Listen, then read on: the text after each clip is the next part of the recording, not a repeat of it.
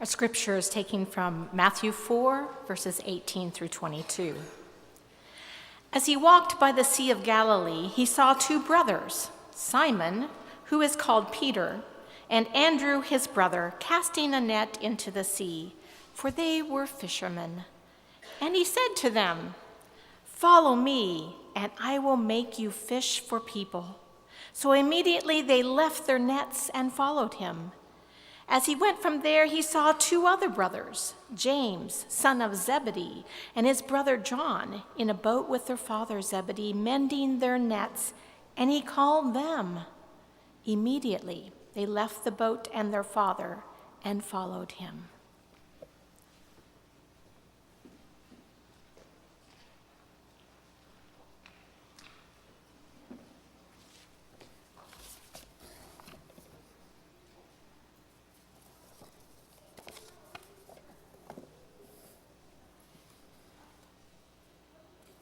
Pray this morning that the Lord be in my heart and on my lips, that I may proclaim his gospel worthily and well.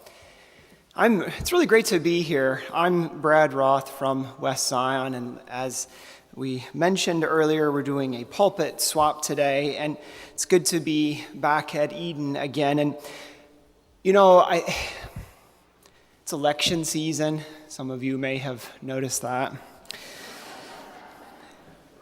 People are kind of on edge. I mean, there's just crazy, strange things happening every day. I mean, the candidates are crisscrossing the country, and it's kind of a media circus out there, and there's yard signs all over the place. And I mean, just lots of strange things going on. I don't know for sure, but my sermon may have been leaked ahead of time.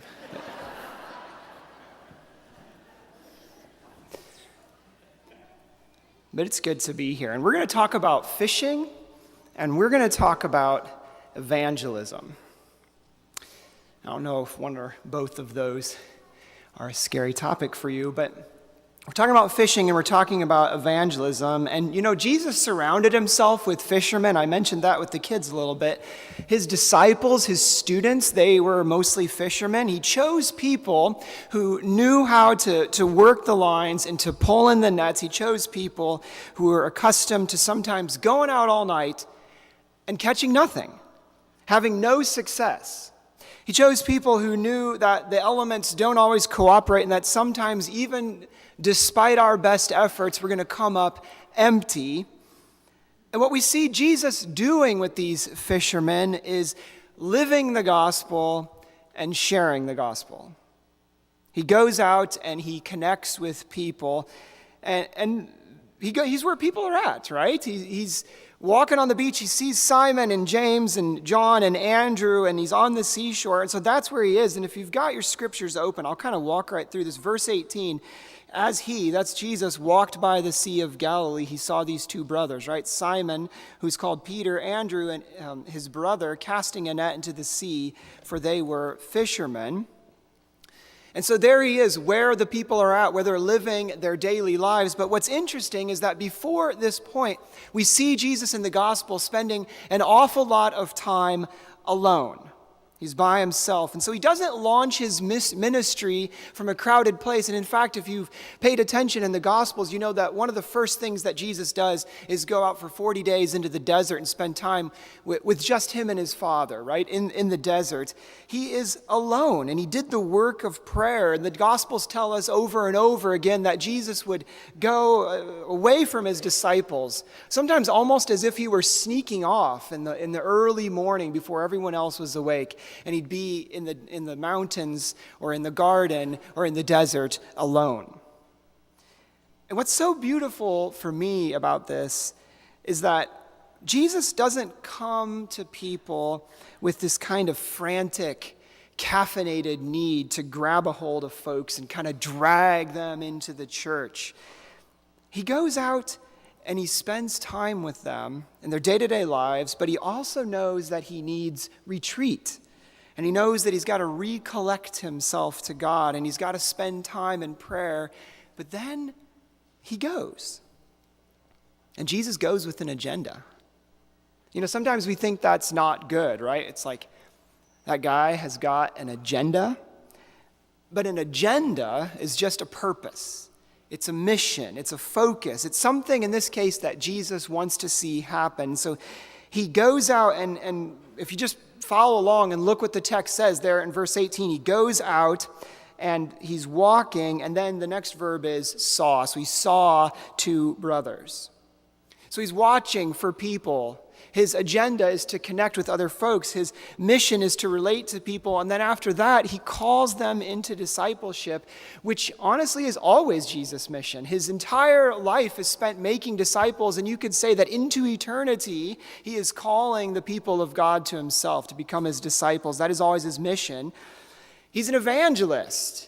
And you know, a lot of times we can kind of get the idea that evangelists are these scary folks, or that evangelism is this word that we kind of shy away from because it makes us a little bit nervous.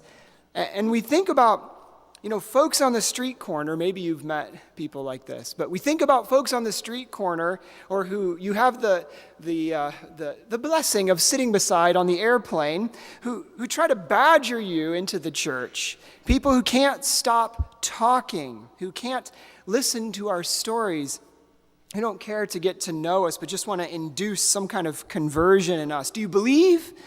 Because if you don't, believe now. There are these in-your-face kind of people. Once my wife and I were walking around downtown Seattle, and there was all these folks up by that Pike's Place market, right? And we're walking around Seattle, and there's people selling artwork and throwing the fish in the air and all of that. And we come out of this door, and this large gentleman comes up to us, and he kind of has a tough scowl on his face, and he comes up to us and he tries to hand me a little pamphlet. And I'm like, I'm good. And he says, do you believe in the Lord Jesus Christ as your Lord and Savior? And I was an earnest young pastor, and I was wearing this jacket, and I pulled open my jacket, and I was wearing my cross, and I'm like, I not only believe, I'm a pastor. And he looked down at me and considered me, and then he said, you better be. I think a lot of times that's what we think of when we think of evangelists, and we don't want to be that. But that's not what we see Jesus doing. Jesus goes out and he meets people, and it's true, you know, in this passage that we read from Matthew 4, there aren't that many words. It's just really cut and dry. It's really simple. He just meets them, and look what he says. He just meets them, and he comes up and he says, follow me. But I think part of this whole scene is that we got to read the Gospel of Luke and realize that Peter and the disciples, this wasn't their first encounter with Jesus, that they already knew him, that they had met him, and he had stayed at Peter's house, and he'd healed Peter's mother-in-law, and he'd spent time getting to know them. And so when he goes out and meets them in their workplace by the boats, when he comes to them on the beach, it's not their first encounter. It's part of this ongoing relationship that he has with them. And he went looking very intentionally, very focused. He went looking for Peter and Andrew, James and John. He went looking for his friends, people he knew. And you know, in my mind, this is key. Because I don't think you can win people to Jesus unless you first become their friend, unless you first spend time sharing their life and becoming a part of who they are. And I mean, just think about this. People don't really trust facts and figures. People don't need us to tell them that they are sinners in need of God's saving grace. People don't need us to tell them the words of the gospel. More than anything, what they need is to see us living the gospel, not as perfect people, but just as people, because people connect to other people, not ideas. It's first the relationship and then the words. And in any case, the gospel is not information. The gospel is a relationship with Jesus and his people. And when we're sharing the gospel, what we're sharing is not so much a piece of information as a relationship. And the first thing that Jesus does is build relationships. His going is about living the gospel himself and then living it among others in the places that others are.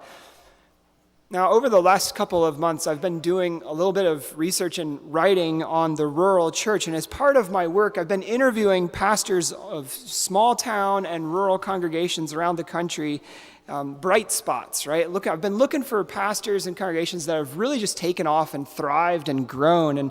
And one thing that I've noticed as I've talked to these folks is that first and foremost for them are relationships. That it is relationships that fueled growth in their churches. It's because they are connected with people. One pastor I talked to in Virginia has led a rural church plant since 1997, and the congregation has grown to some 275 folks on a Sunday morning. And this, when the population of their small town is only 150 people. And the pastor emphasizes human connections. He notes that there's often a sense of defeatism, an apology among rural congregations. But small congregations have this tremendous ability to connect to people. And the pastor, he says this: don't try to get someone to come to church before they come to you. So first build relationships and then connect people to the church. And I like that a lot because you get them to come to you before you try to get them to come to the church. And he's not saying that we've got to have this kind of ulterior motive that we pretend that we care about people because we just want to fill our pews up with warm bodies. I mean, that is not it at all. What that pastor is saying is that people are first. Relationships are first. And that what matters is connecting with people and hearing their stories, and then when the time is right, giving them that gentle invitation to come and hear the story of Jesus. And I mean, the reason I'm talking about evangelism this morning, Derek did not put me up to this, but the reason I'm talking about evangelism is because I'm passionate about evangelism. I care about sharing our faith in Jesus Christ with other people, and it seems to me that the first skill of evangelism is not talking, it's listening. It's hearing the other person's story. It's finding out what they care about, what matters to them. And the thing is that when you get to know people, then there's not that same kind of pressure, that same kind of anxiety to hit them up with the gospel. Sharing the gospel just comes right out of our natural care for them. And this starts with being involved with their lives. Meet your neighbors. Go see their kids play sports. Talk to the people next to you on the bleacher, somebody that you don't know. Not long ago, someone over at West Zion she told me how she struck up a conversation with a lady, and in that conversation, she ended up inviting her to come and try out our church, and the lady said, "Oh, I think I know who your pastor and his wife are, because I've met her at the swimming pool." And in my mind, that's just such a perfect turn of events, right? Meeting them at the swimming pool or in the normal course of life, because that lady was open to considering checking out the church because she had already gotten to know us just a little bit as neighbors. She had seen us live our lives and play with kids and play with the neighbors and just be who we are. And so she was open to think about the gospel. I was talking to a young Mennonite pastor who had been living and farming and ministering in the Rio Grande Valley in southern Texas, and he worked among immigrants and settled folks, professionals and day laborers, and he was talking a little bit about his church that he was a part of, and he said that this church, he said it was really small. This church down in Texas was really small. It started off with 20 people, and he was there for 8 years, and he goes, kind of offhand, I don't think we ever got bigger than, say, 120. So it went from 20 to 120. And that growth that he tossed out there was not because of his amazing pastoral skills, according to his own recollection, not because of his amazing sermons. For him, it was all about connections. It was about working side by side with people on the farm, seeing them in the community, inviting them to eat. He was a people gatherer. And he became a part of their lives, and they came to find their spiritual refuge in the church. I mean, of course they did. They saw him, and they began to live the gospel life alongside him. And that young pastor lived the gospel from the core of his being, and that led him to connect to folks and then to connect them to the church. This is the thing. We have to be living the gospel before we can be drawing people into the church. Jesus goes before he calls his disciples. And Jesus' calling to discipleship always involves calling others. So as author Ed Stetzer puts it, following and fishing are inseparably linked. So if you're going to follow, you got to fish. And the thing about Jesus is that he just keeps on going. He had this charismatic personality. He drew people to himself. And some people have that, some don't. I do not. But here's the thing.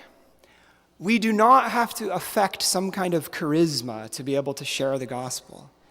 We just need to be who we are and to relate to people and connect to people and to care about people. But there is eventually a call, and he says it in verse 19. He says, "Follow me, and I will make you fish for people," or "Come follow me." It's a call to action. It's a call to change. It's a call to get up and get moving. They're going to walk with Jesus in that particular way of life that he demonstrates to them. Come follow me. Come and walk with me. And Jesus doesn't relate to people because he's nice. He relates to them because he thinks that the message that he is bearing, the life that he's living, he thinks this is the best possible way to live. He thinks he's got something that's just pure gold. He thinks that following his way is the best gift that he can possibly share with people. Jesus has the courage to say, "Come and follow me," because he thinks this is the best show in town, folks. You're not going to find this anywhere else. Do we believe that the gospel is worth following? Because I think a lot of times we can kind of get down on ourselves. It's a little bit like what I was saying earlier. Sometimes we can think that like all of our churches are relatively small churches, and we can get kind of apologetic about that and be the kind of people who say, "Oh, you wouldn't want to visit our church. Oh, we're getting a little old or whatever. We don't have a guitar band. We don't have a smoke machine." But our churches are often amazing at relationships and at relating to others. And I think that no matter where we're at in life, no matter if we're on the young end or the old end of the spectrum, that we can relate to others in caring ways. And I think that is what matters most to people.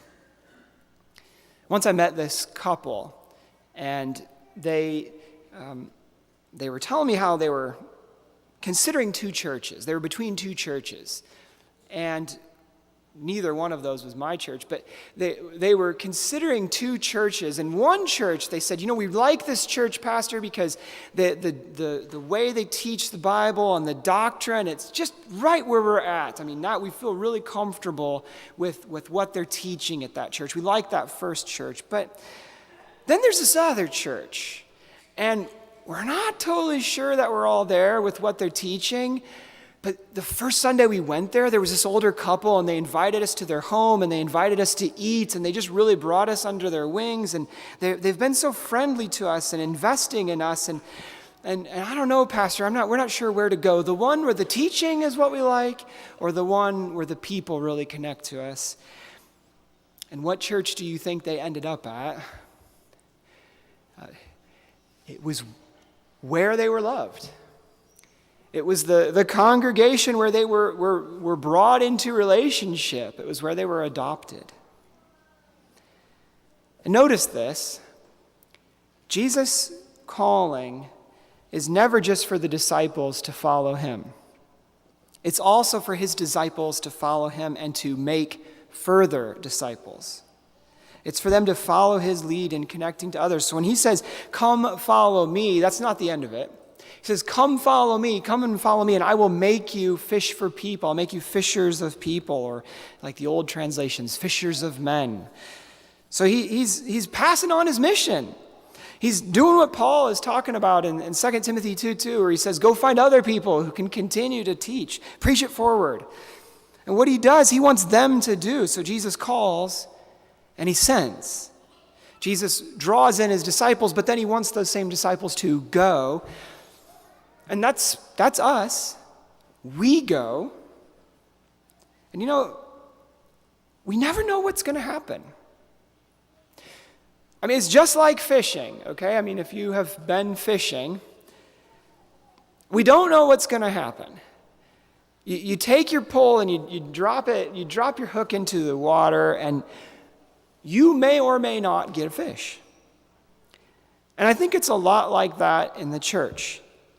We don't know where relationships are going to lead, and sometimes you'll start to get to know someone and you'll care for them, and then they just up and they move away. There are no guarantees, but we just keep on fishing. Okay, so I grew up in Illinois, and we had this neighbor. His name was Fritz Fry, and I love his name, and he has passed on to the other side of eternity now, but Fritz Fry held a fish fry, so it kind of always just stuck in my head. And he loved to fish, right? So he'd go fishing for catfish, and he gave us some advice. His advice was this: whenever you go fishing, this is Fritz Fry's advice on fishing. Whenever you go fishing, you cast in your line, and if you don't get a fish within 2 minutes, you just reel it in and cast again, because that means there are no fish there. So I'm not a good fisherman. I don't know if that's good advice or not, but that was his advice. You try again. You don't give up. You just go and you cast and you repeat. And just as in fishing, I think so too in the church. Sometimes we can get frustrated if we try something and it doesn't work. Sometimes I think we can even get critical of others in the church when they try things and it doesn't work. And, I knew this young pastor once who was trying some experiments in his church, and his congregation was getting a little bit grumpy with him, and he was getting a little grumpy with them because they weren't growing. And one of the elders of the church said, kind of sat him down, said, I think people would be behind you if they could see some results. But that's just it. We don't know what's going to get us results until we try it. We don't know what's going to work until we get out there and try. And if someone casts a line and doesn't catch anything on the first try, we wouldn't call them a failure. We wouldn't say, that was a wasted cast. Why'd you even cast? We wouldn't say that. We wouldn't say, you should have known that cast wouldn't do anything. We know that's just how it works in fishing. You don't get something on every cast. But I think sometimes with church programs, we can get a little bit like that. If we try something or we propose something, we're quick to write it off if we don't get results just right away. Show me some results. Show me the numbers. We want quick results. But think of the times in the Gospels where the disciples are fishing and they don't catch anything. They come up empty-handed. Nothing to show for their efforts. A whole night's work wasted. They haven't got squat. There's no guarantees. And we can be the best people. And we can really care for others. And we can really invite them to discipleship, but still have nothing to show for it. And the thing is that we have no idea what God is doing behind the scenes. We have no idea of where people are at in their lives, of the complex ways that prayer interacts with our own struggles. And look, numbers matter because numbers mean people, but we can never allow numbers to be the sole measure of our success. I talked to one pastor, and by any count, he could clearly measure the success of his ministry, the success of his church by how much it's grown. But even this pastor said that it can't be just about numbers. And he said that if you measure your church based solely on numbers, he said this, he goes, that's just business analytics. And that person preferred to speak about influence. So as a church, are we influencing others' lives for Jesus? And I think we could chart this out. I mean, just think about your own situation. Think about people that you connect to, folks that you're able to help out or that you walk with, neighbors that you care for. I mean, those can all be ways that people experience the kingdom of God through you, whether or not they ever set foot in the foyer of our church. Maybe instead of listing our membership in the yearbook, I don't know if you do this in Eden every year, we do at Westside, put the membership number in there. Maybe we ought to list our influence. You know, how many people have we connected to in the last year? How many people have we touched their lives and, you know, given them a can of food in a far-off country or whatever it is? How many people have we influenced for Jesus?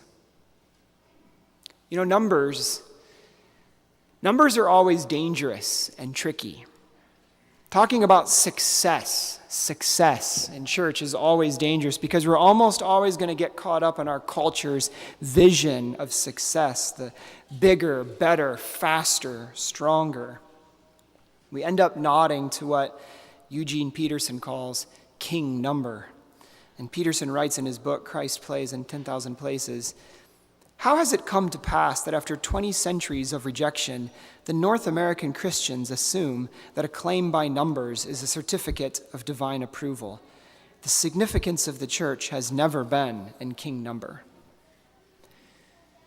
You know, I think we do well to remember what happened to King David when he relied on counting in 1 Samuel 24. You can check this out at home. King David wanted to know how much military power he had at his disposal, what was available to him. So he sent out Joab and the commanders of the armies in 1 Samuel 24, and they're going to go and take a census of the Israelites. But for 9 months and 20 days, they passed throughout the land of Israel, counting men of fighting age. But when the commanders came back and they made the report, David realized what he had done. He was convicted in his heart. And rather than relying on the king of the universe, David realized in that moment that he had come to rely on king number. David had to sacrifice in that moment. He had to sacrifice his ambitious counting on a hastily constructed altar on the threshing floor of Araunah, or Ornan in the Chronicles, Araunah the Jebusite. In the books of Samuel and Kings, this is the last of David's acts. And where the first book of Samuel begins with a warning to Israel against desiring a king, the second book ends with David's repentant sacrifice and for doing what kings do, measuring the success of their rule by numbers. There's more. David decides to locate the temple to God right there at the altar on Araunah's threshing floor. And so in a real way, the temple, what would become the center of Israel's worship, is this monument to resisting the narrative of success by counting. It's a monument to counting on God. The temple of Israel is a visible reminder that our success does not rely on numbers, that in fact it can be dangerous for leaders of God's people to hang their hopes, their self-worth, and the worth of their ministry on numbers. And ultimately, what Jesus is calling us to is faithfulness. Faithfulness isn't measured in numbers. It's measured in our willingness to follow Jesus in living the gospel and sharing the gospel. Being faithful means sharing our faith, but it's not just about the numbers. And this sharing isn't just for the pastor. It's not just for the mission commission. It's for all of us. And you know, this is why I'm passionate about evangelism. This is why I preach about this, because my hope for our churches here in Mound Ridge, our hope for the congregations in our community is that God will light a fire in all of us, that we'll have this passion to go out and to share our faith with others, because you know what? The world is hurting. And I think people need to hear the good news of Jesus. And so this, I don't know if it's fair to me to come in and give a call, but this is my call to you. Let's follow Jesus. Let's connect to people. Let's love people. Let's share the gospel. Let's go fishing. Amen.